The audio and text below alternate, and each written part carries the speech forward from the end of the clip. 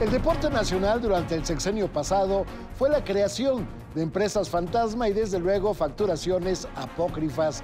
¿Qué va a hacer el gobierno frente a un escenario que se volvió en una crisis verdaderamente de cumplimiento con el erario público?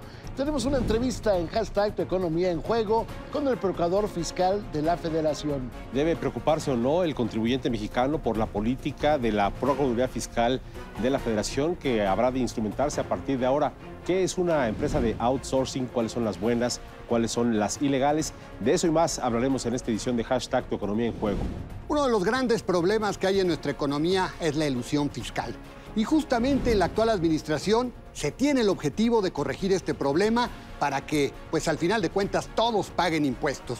Este es el tema que platicaremos con el Procurador Fiscal de la Federación. Acompáñenme. En un escenario incierto, Hoy más que nunca tu economía y la mía están en juego. ¿Cómo te van a afectar las nuevas decisiones? ¿Tu dinero te va a alcanzar o no? Si no hay confianza, los inversionistas se van. exacto. Soy Alberto Aguilar, don Dinero, y sé que para ti cada peso cuenta. Soy Alberto Barranco. En el mundo de las finanzas, nada se me escapa. Y yo soy Carlos Mota. Portafolios, empresas y movimientos monetarios es lo mío. Los tres buscamos respuestas de todos los involucrados, desde gobernantes hasta empresarios. Hashtag Tu Economía en Juego te da respuestas claras y entendibles. ¿Quién, cuándo, pero sobre todo, cómo le van a hacer? La economía, cuando está en juego, debe merecer nuestra atención. Y que esta toma de decisiones sea favorable para nuestra familia y nuestro día a día. Por eso, hashtag Tu Economía en Juego comienza ya.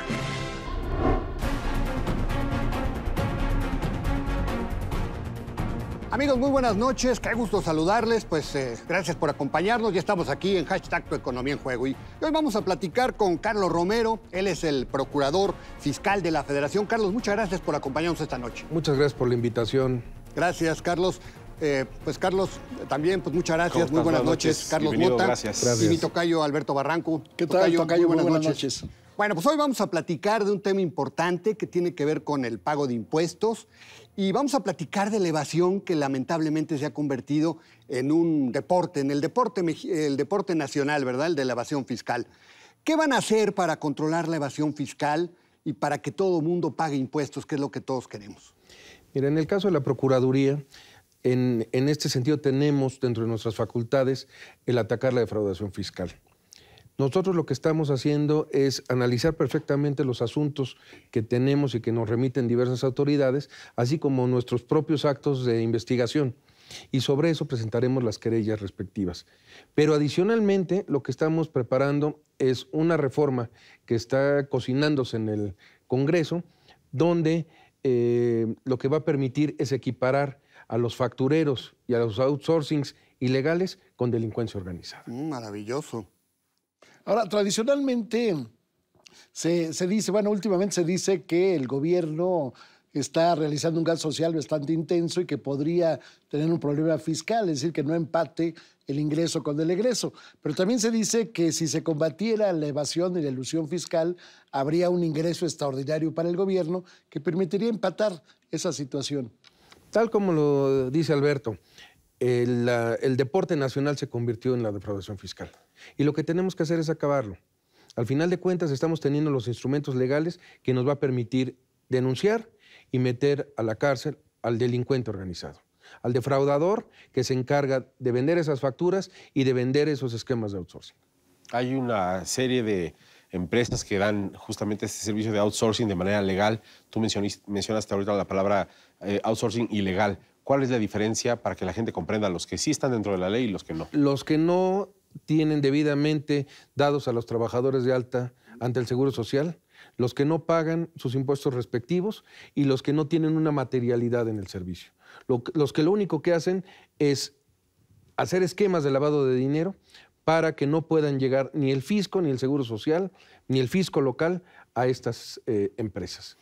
Carlos, y cuando hablamos de elusión fiscal, ¿de qué tamaño estamos hablando? ¿Han hecho algún cálculo del tamaño de lo que se defrauda para nuestro gobierno y para nuestro país? Hay diversos estudios, pero básicamente o conservadoramente el que podemos hablar es de 2 billones de pesos, lo que significa la defraudación fiscal vía factureras. En el sexenio pasado, en afán de meter en cintura al outsourcing malo, el ilegal, se presentó un escenario en que se obligaba a los empresarios de outsourcing a que le entregaran un estado de nómina que diera factibilidad, que diera certeza de que se estaban pagando los impuestos.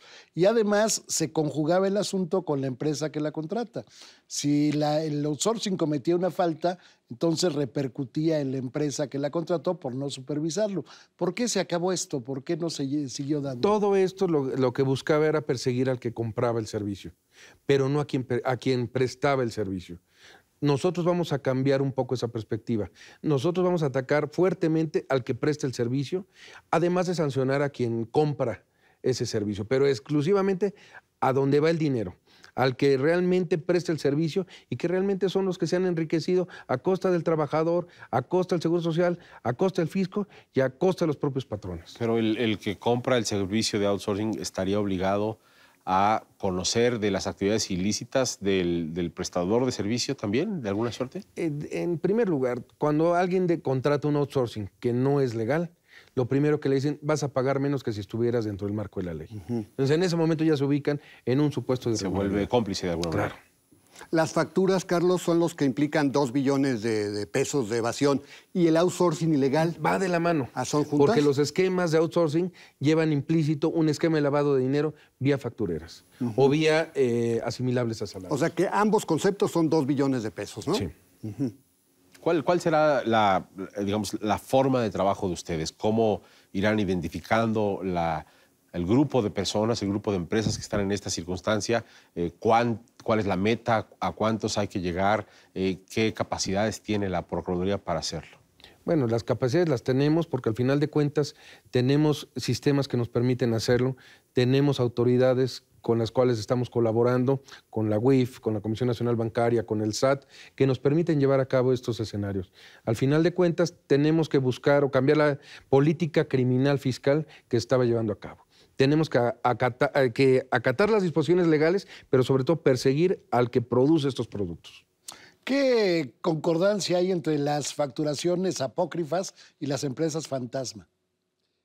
Es precisamente parte de lo mismo. ¿Qué es lo que hace una empresa? Emite una factura, recibe el dinero, pero es una empresa de papel, donde hay testaferros, donde al final de cuentas llega un beneficiario final, que es el que recibe el dinero en efectivo y que lo traslada al que compra la factura. Carlos, a todo el mundo pues, no nos gusta pagar impuestos, ¿verdad? Evidentemente. Pero para los que pagamos impuestos, si vemos que otros no pagan impuestos, pues te molesta también, ¿no? ¿Va a haber en algún momento dado investigaciones, personas que vayan a la cárcel para terminar con un tema tan gravoso como es la impunidad? Esta reforma que les hablo va para eso. Al día de hoy el delito fiscal es un delito propiamente no grave. No amerita prisión preventiva oficiosa. Con esta reforma lo que vamos a hacer es que la defraudación fiscal y la defraudación fiscal equiparada haga que estos delincuentes vayan a la cárcel. ¿No existe el temor, digamos, de la autoridad de que de pronto exista un posicionamiento de persecución al contribuyente? Porque ya ves que luego pasa esto, ¿no? Viene una acción de la justicia mucho más fuerte y sale una campaña que dicen están persiguiendo a la gente y tal. ¿Están, digamos, preparados en el discurso para que la sociedad mexicana acompañe a la Procuraduría en este propósito? Es muy sencillo. Quien está dentro del marco de la ley no tiene de qué preocuparse. Los que producen este tipo de empresas fantasmas y lavan dinero a través de ellas, que se preocupen. Al final de cuentas, al día de hoy no podemos acusar sin tener pruebas. Y quien determina esto es un juez de control. Y tenemos una fiscalía que también va a revisar todo esto. Sin embargo, estamos hablando de intereses creados muy fuertes, lo cual implicaría, pues, alguna campaña de desprestigio, cacería de brujas y demás, saldarían los gritos al aire. Al final de cuentas, si actuamos conforme a derecho, si tenemos las pruebas en la mano y tenemos expedientes integrados, no tenemos nada que temer. Carlos, ¿y los tiempos para esta nueva ley, esta legislación, estos cambios a la ley, cuáles son más o menos la ruta crítica? Esta iniciativa se está dictaminando en la Cámara de Senadores. Una vez aprobada, pasará a diputados. Aprobada en diputados, ya se promulgará, publicará y entrará en vigor. ¿En este periodo de sesiones? Esperemos que sí. ¿Qué rol puede jugar el SAT? El SAT tiene una cantidad de sistemas fenomenales, ¿no? Que facilitan, no siempre, pero sí facilitan de alguna manera las contribuciones de parte de los contribuyentes, por un lado. Y por otro lado, ¿qué rol va a jugar la Defensoría del Contribuyente, que también hay un área especializada en esto? En materia penal, que es el área que maneja la Procuraduría Fiscal de la Federación, estamos trabajando de la mano con el SAT.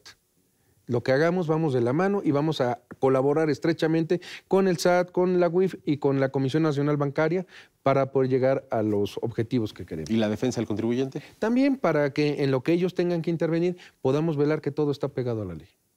¿No podría hablarse de un escenario en donde se convenza a la gente de pagar impuestos o automáticamente metiendo a la cárcel a varias personas, pues la gente va a cuidarse? ¿Cuál sería de las dos la más...? Estamos cambiando el discurso.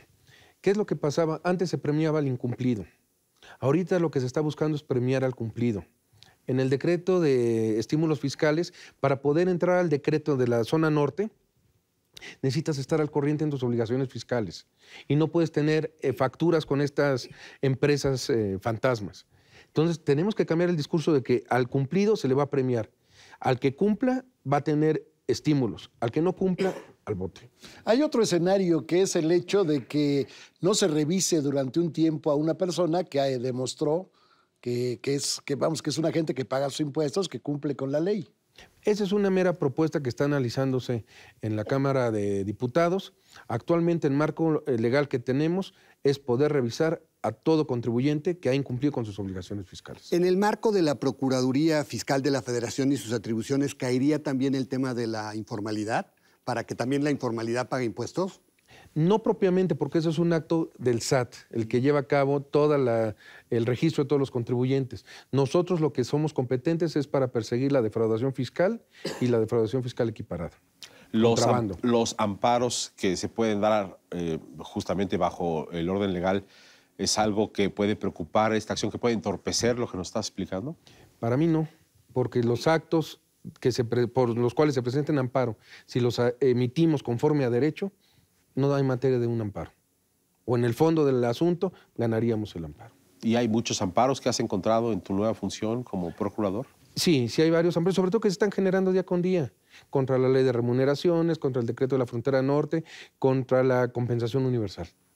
¿Podríamos ver casos así importantes, de empresarios importantes que son defraudadores profesionales, Carlos? Lo único que yo puedo decir es que vamos a iniciar o asuntos que van en curso contra personas que han incumplido las disposiciones legales. Sea quien sea, ¿no?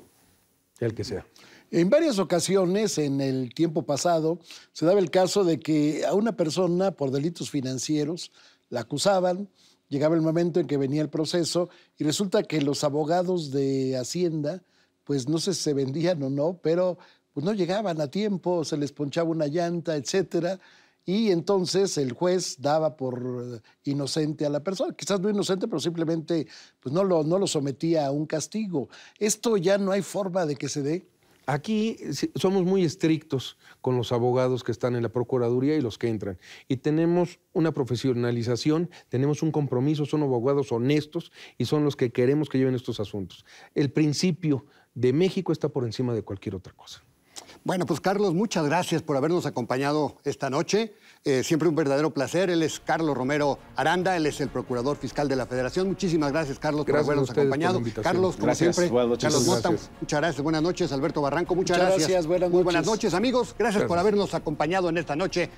#Economía en Juego. Buenas noches.